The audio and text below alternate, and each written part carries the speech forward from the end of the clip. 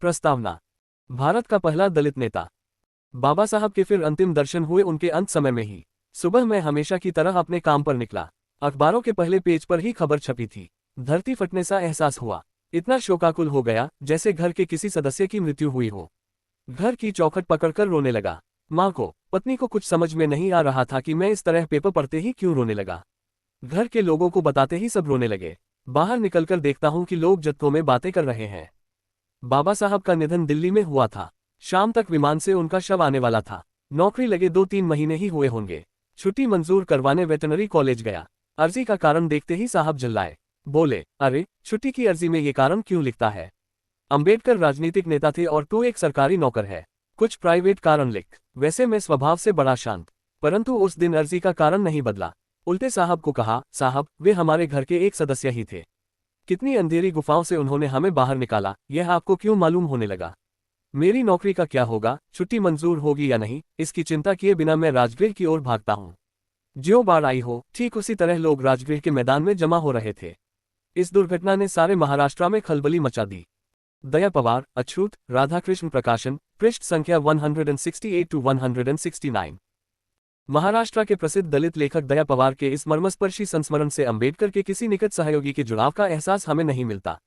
पवार अंबेडकर के राजनीतिक आंदोलन में तो सक्रिय थे मगर व्यक्तिगत रूप से उन्हें जानते नहीं थे। न ही उनका यह संस्मरण बंबई के उस मुट्ठी भर संपन्न अस्पृश्य तबके की भावनाओं को दर्शाता है जिसके बीच अंबेडकर का ज्यादातर जीवन गुजरा था। वन अंबेडकर के अंतिम संस्कार में न केवल विशाल जनसमूह ने हिस्सा लिया, जैसा कि पवार इशारा कर रहे हैं, बल्कि उनके अंतिम संस्कार के साथ पूरे भारत में शोक और सहानुभूति की एक लहर दौड़ गई थी। अंबेडकर का प्रभाव अब सिर्फ महाराष्ट्र की सीमाओं तक महदूद नहीं था। ये बात उत्तरी भारत में भी उनके द्वारा स्थापित राजनीतिक पार्टियों की चुनावी सफलताओं से स्पष्ट हो जाती थी। मराठी के अलावा कई भारतीय भाषाओं में भी उनकी ज्यादातर रचनाओं के असंख्य संस्करण छप चुके थे। अंबेडकर सही मायनों में एक अखिल भारतीय शख्सियत बन चुके थे। वह निर्विवाद रूप से समूचे भारत में प्रभाव रखने वाले पहले अस्पृश्य टू नेता थे। ख्याति व प्रतिष्ठा के मामले में उनके निकटतम सहयोगी भी उनके आसपास नहीं पहुंचते थे। ऐसे हालात में ये सोचने की बात है कि उनके जीवन, काम और उनके चिंतन पर इतने कम अध्ययन क्यों हुए हैं। साल 2000 में भी उपेंद्र बख्शी को लिखना पड़ा कि अंबेडकर सिरे से विस्मृत व्यक्तित्व हैं। 3 इस उपेक्षा का सबसे स्पष्ट संकेत यह है कि 1990 के दशक तक भी उन पर केंद्रित किताबें गिनती भर की थी।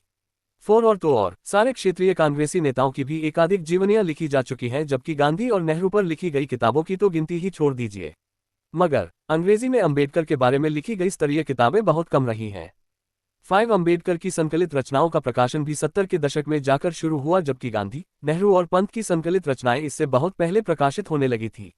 6 इस विसंगति के लिए आंशिक रूप से तो भारतीय समाज विज्ञान के दायरे में जीवनी लेखन के सीमित प्रचलन को जिम्मेदार ठहराया जा सकता है। 7 और आंशिक रूप से इसका कारण ये रहा है कि आज भी भारतीय सत्ता प्रतिष्ठान के भीतर अंबेडकर एक अस्वीकार्य, यहाँ तक कि भयजनक प्रतीक है। इसके पीछे बहिष्कार या तिरस्कार का भाव भी रहा है, जिसे इस आरोप से खुराक मिलती रही है कि अंबेडकर तो अंग्रेजों के हामी और साथी थे। सारा श्रेय आज भी स्वतंत्रता आंदोलन के नेताओं को ही मिलता है। अंबेडकर का संघर्ष इससे अलग था मगर इससे कम महत्वपूर्ण नहीं था। दूर से देखने पर अंबेडकर का जीवन साधारण साधनों के सहारे अपने दम पर तरक्की के शिखरों को छूने वाले नायकों की परिकथा जैसा लगता है। भीमराव अंबेडकर का जन्म 14 अप्रैल 1891 को इंदौर के पास स्थित महू नामक छावनी कस्बे में हुआ था। ये कस्बा इसी नाम की रियासत की राजधानी हुआ करता था, जिसको आज़ादी के बाद मध्य भारत, वर्तमान मध्य प्रदेश प्रांत में शामिल कर लिया गया था। इंदौर रियासत के बहुत सारे बाशिंदों की तरह उनका परिवार भी महाराष्ट्र से यहाँ आया था। गौरतलब है कि इस रियासत का राजवंश भी निचली जाति से ही था। उनका गांव अंबावाड़े मराठा रियासत की कोंकण तटीय पट्टी में पड़ता था। लिहाजा अंबेडकर का मूल नाम अंबावाड़े का भी इसी आधार पर पड़ा था। वर्ष 1900 में उनके एक ब्राह्मण अध्यापक ने उनकी कुशाग्र बुद्धि और व्यक्तिगत गुणों को देखकर उन्हें अपना नाम दे दिया था और इस तरह वह अंबेडकर कहलाने लगे। अंबेडकर सालों तक अस्पृश्यों के साथ होने वाले दैनिक भेदभाव से बचे रहे, क्योंकि उनके पिता एक छावनी में काम करते थे जहां इस तरह का भेदभाव नहीं था। उनके पिता ब्रिटिश भारतीय सेना में सिपाही थे। 9 खैर, धीरे धीरे उन्हें भी एक अस्पृश्य व्यक्ति के रूप में जीवन की धूप छांव का सामना तो करना ही था। चुनांचे बचपन में ही उन्हें इस सवाल से जूझना पड़ा कि कोई नाई उनके बाल क्यों नहीं काटना चाहता। 10 सबसे बढ़कर उन्हें एक ऐसे अपमानजनक अनुभव से गुजरना पड़ा जिसने उनकी जिंदगी की दिशा बदल दी और जिसे वे कभी भी भुला नहीं पाए। ये घटना यूं थी, एक दिन वह अपने भाई और बहन के साथ रेल में सवार होकर पिता से मिलने के लिए रवाना हुए। वे वहां जा रहे थे जहां उनके पिता काम करते थे। जब वे मंजिल पर पहुंचे तो स्टेशन मास्टर ने उनको पास बुलाकर कुछ पूछताछ की। जैसे ही स्टेशन मास्टर को उनकी जाति का पता चला, वह 5 कदम पीछे हट गया। 11 तांगे वाले भी उन्हें उनके पिता के गांव तक ले जाने को तैयार नहीं होते थे। एक तांगे वाला तैयार तो हुआ, मगर उसने शर्त रखी कि तांगा बच्चों को खुद ही हाँकना होगा। कुछ दूर जाने पर तांगे वाला नाश्ता करने के लिए एक ढाबे के सामने रुक गया। वह तो भीतर जाकर नाश्ता करने लगा, मगर बच्चों को बाहर ही इंतजार करना पड़ा। उन्हें पास में बह रही एक धारा के रेतीले पानी से ही अपनी प्यास बुझानी पड़ी। अंबेडकर के दिलो-ज़हन में अपने हालात का ये भीषण एहसास शायद इसलिए भी तीखा रहा होगा क्योंकि उनके पास बहुत संवेदनशील और पैना दिमाग था। वर्ष 1907 में इन्हीं बौद्धिक गुणों की बदौलत उन्हें बंबई स्थित एल्फिंस्टन हाई स्कूल से मैट्रिकुलेशन का सर्टिफिकेट मिला। कुछ साल पहले उनके पिता यहीं आकर बस गए थे। इसके बाद उन्होंने वजीफा हासिल किया, विख्यात एल्फिंस्टन कॉलेज में दाखिला लिया और 1912 में यहीं से B.A. की डिग्री ली। इसके बाद उन्हें अमेरिका जाकर आगे पढ़ाई के लिए एक और छात्रवृत्ति मिली। उनसे पहले उनकी जैसी पृष्ठभूमि के किसी व्यक्ति को ऐसा अवसर नहीं मिला था। उन्होंने न्यूयॉर्क स्थित कोलंबिया यूनिवर्सिटी से M.A. की डिग्री हासिल की और फिर 1916 में वे लंदन के लिए रवाना हो गए, जहां उन्हें कानून की पढ़ाई के लिए ग्रेज इन में दाखिला मिल गया था। बाद में वह लंदन स्कूल ऑफ इकोनॉमिक्स में अपनी पढ़ाई जारी रखते रहे, मगर यहां वे ज्यादा समय तक नहीं रह पाए। जल्दी ही उन्हें भारत लौटना पड़ा क्योंकि उनकी छात्रवृत्ति खत्म हो चुकी थी। इस तरह 1917 में वे लंदन से भारत आ गए। उनकी इन अकादमिक उपलब्धियों के फलस्वरूप अंग्रेजों का ध्यान भी उनकी ओर गया। उन्हें अंबेडकर में अस्पृश्यों का एक भावी प्रतिनिधि दिखाई पड़ रहा था। 1919 में मताधिकार प्रदान करने के लिए योग्यता कसौटी में संशोधन करने के लिए साउथ बरो कमेटी बनाई गई थी ताकि और ज्यादा भारतीयों को विभिन्न प्रांतों की असेंबली में चुनाव के लिए मतदान का अधिकार मिल सके। इस कमेटी ने जिन लोगों से सलाह मांगी उनमें अंबेडकर भी एक थे। ये एक बहुत महत्वपूर्ण क्षण था क्योंकि 1919 में ही ब्रिटिश भारत की प्रांतीय असेंबलियों और सरकारों को पहले से ज्यादा अधिकार व सत्ता देने वाले सुधार शुरू किए गए थे। इसके बाद ही भारतीय मंत्रियों, लेजिस्लेटिव काउंसिल के प्रति उत्तरदायी को भी सरकार में शामिल किया जाने लगा था। अंबेडकर ने अस्पृश्यों के लिए पृथक निर्वाचक मंडल और आरक्षित सीटों की व्यवस्था की मांग उठाई थी। साल 1920 में उन्होंने शिवाजी के वंशज कोल्हापुर के महाराजा शाहू महाराज की आर्थिक सहायता से मूक नायक नामक एक नया जर्नल शुरू किया। मगर जब शाहू महाराज ने अंबेडकर को एक बार फिर इंग्लैंड जाने और पढ़ाई जारी रखने के लिए वजीफे की पेशकश की तो उन्होंने फौरन ये प्रस्ताव मंजूर कर लिया। क्रमशः 1921 में उन्होंने मास्टर ऑफ साइंस की डिग्री हासिल की और अगले साल दी प्रॉब्लम ऑफ दी रुपी, रुपये की समस्या शीर्षक के तहत अपना शोध पत्र प्रस्तुत किया। इसके बाद वह भारत लौटे और उन्होंने बंबई में वकालत की दुनिया में अपने पैर जमाने की कोशिश की। अछूत होने के कारण उनके लिए ग्राहक जुटाना बहुत मुश्किल था। दिल में गहरी कड़वाहट के साथ उन्होंने संकल्प लिया कि वह अपना जीवन जाति व्यवस्था के उन्मूलन के अभियान में समर्पित कर देंगे। तत्पश्चात जुलाई 1924 में उन्होंने बहिष्कृत हितकारिणी सभा का गठन किया और 1928 तक इसका नेतृत्व भी संभाला। इससे पिछले साल उन्हें अंग्रेज सरकार ने बॉम्बे प्रेसिडेंसी की लेजिस्लेटिव काउंसिल में मनोनीत किया था। काउंसिल में रहते हुए अंबेडकर ने अस्पृश्यों को कुओं से पानी निकालने, यही आगे चलकर 1927 में कोंकण तट पर महाड़ में होने वाली उनकी पहली विशाल गोलबंदी का लक्ष्य बनने वाला था और मंदिरों में प्रवेश का कानूनी अधिकार दिलाने के लिए हर संभव प्रयास किया। मंदिर प्रवेश के सवाल पर अंबेडकर ने जो आंदोलन शुरू किया वह 1935 तक रह रहकर चलता रहा। 30 का दशक अंबेडकर के लिए दलगत राजनीति में नए प्रयोगों का दौर रहा। उन्होंने अंग्रेजों से मांग की कि अस्पृश्यों को पृथक निर्वाचक मंडल का अधिकार दिया जाए। अगर उनकी यह मांग मान ली जाती तो अस्पृश्य निश्चित रूप से एक मजबूत राजनीतिक शक्ति में रूपांतरित हो सकते थे।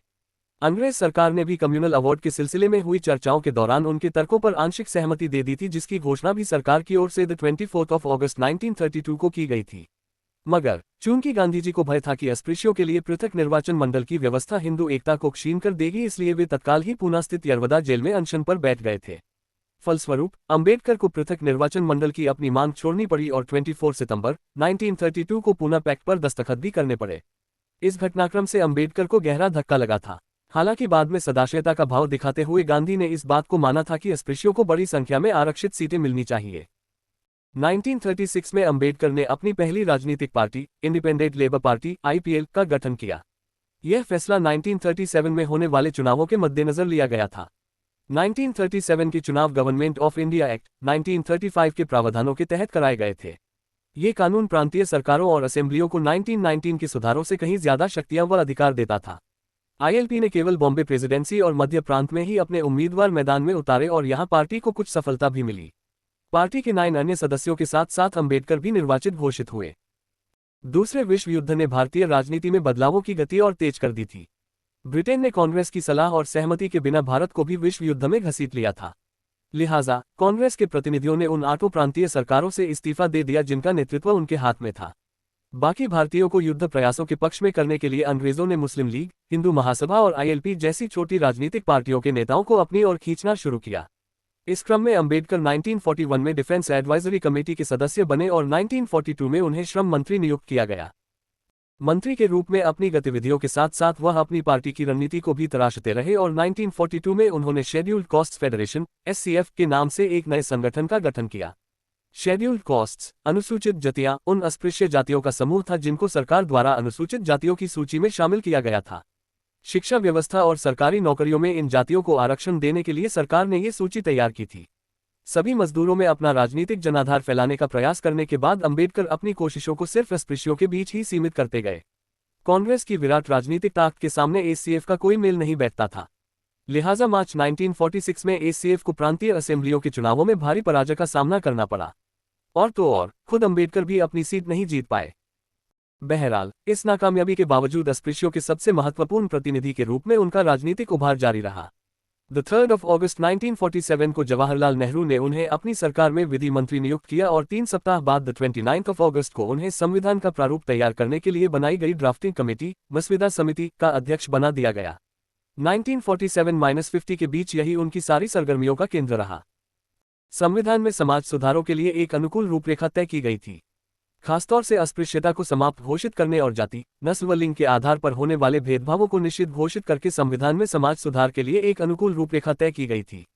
अंबेडकर भारतीय समाज की तमाम विकृतियों को मुकम्मल तौर पर खत्म करने के लिए कृतसंकल्प थे। इसीलिए जनवरी 1950 में उन्होंने विवाह व तलाक, उत्तराधिकार और दत्तकता आदि के बारे में प्रावधान तय करने के लिए तैयार किए गए हिंदू कोड बिल में संशोधन का अभियान शुरू किया। उनका कहना था कि ये कानून हिंदू समाज में दीर्घकालिक सुधारों का साधन बनना चाहिए।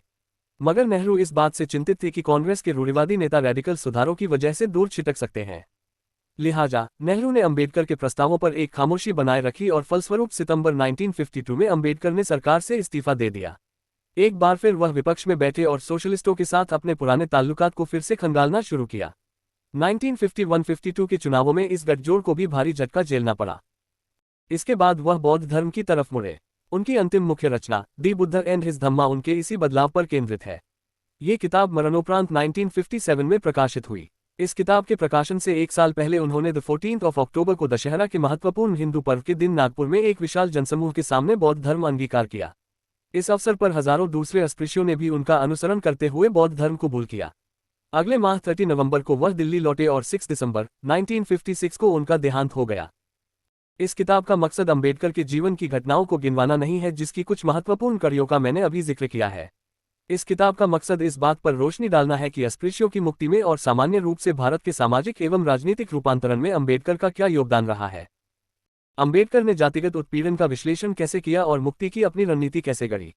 अंबेडकर के बारे में एक रूमानी नजरिया अपनाने की बजाय मैं इस सवाल पर एक रणनीति केंद्रित पद्धति से विचार करने का प्रयास करूंगा। उनके करियर का विश्लेषण करने के लिए ये पद्धति ही ज्यादा उपयुक्त है।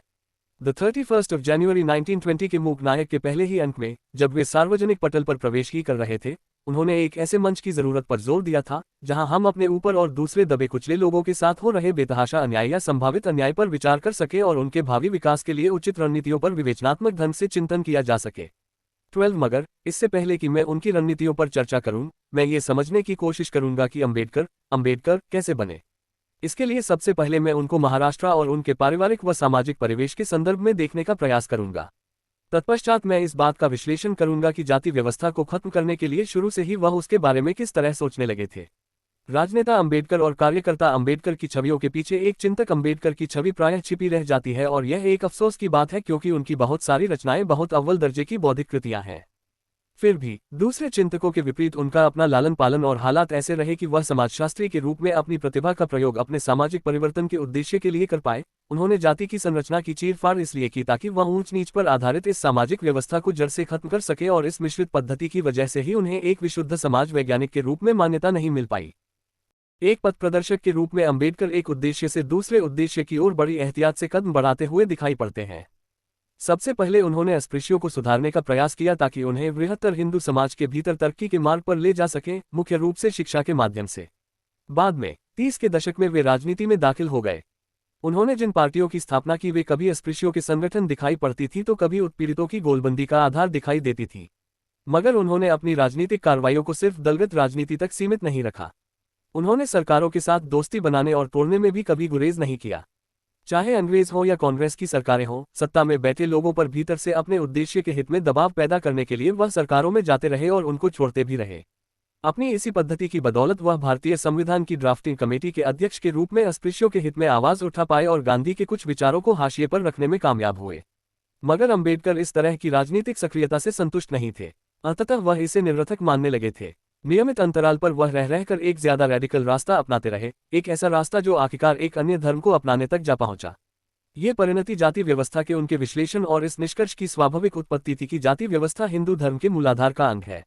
वह 1920 के दशक से ही इस निष्कर्ष पर पहुंचने लगे थे, मगर अपने जीवन के अंतिम साल तक धर्मांतरण के इस साहसिक फैसले को लागू करने से बचते रहे। इस तरह अंबेडकर दो छोरों के बीच झूलते दिखाई देते हैं। एक तरफ तो वह हिंदू समाज या समूचे भारतीय राष्ट्र में अस्पृश्यों की उन्नति चाहते हैं और दूसरी तरफ वे एक पृथक निर्वाचक मंडल या पृथक दलित पार्टी या हिंदू धर्म को छोड़कर कोई अन्य धर्म अपनाने जैसी विच्छेद की रणनीतियों पर भी काम करते रहे। उन्होंने समाधानों की तलाश की, नई नई रणनीतियां आजमाई और ऐसा करते हुए दलितों को मुक्ति के एक कठिन मार्ग पर ले चले।